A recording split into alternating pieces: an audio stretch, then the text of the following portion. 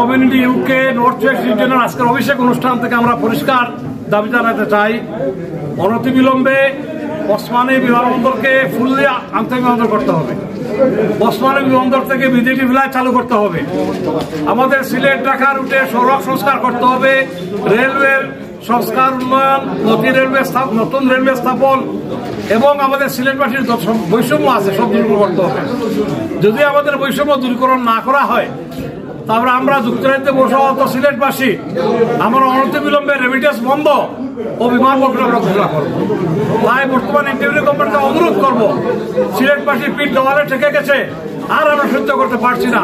Please দয়া করে আমাদের greater Sylhet community UK north west regional অভিষেক অনুষ্ঠান সফলভাবে সম্পন্ন হয়েছে। ব্রিটেনের বিভিন্ন শহর থেকে প্রচুর লোকের উপস্থিতিতে আজকে নতুন কমিটিকে আমরা অভিষিক্ত করলাম।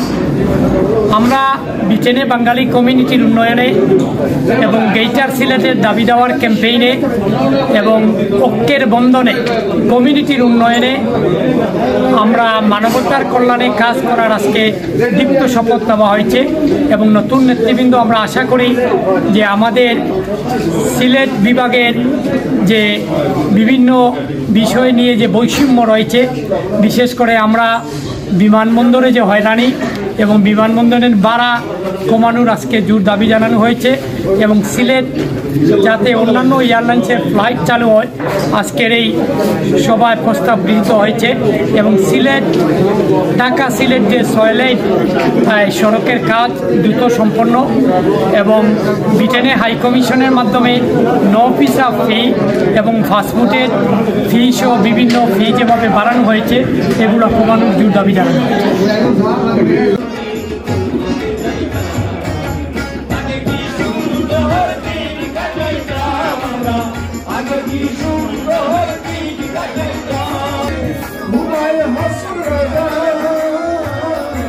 Zargandoni ayu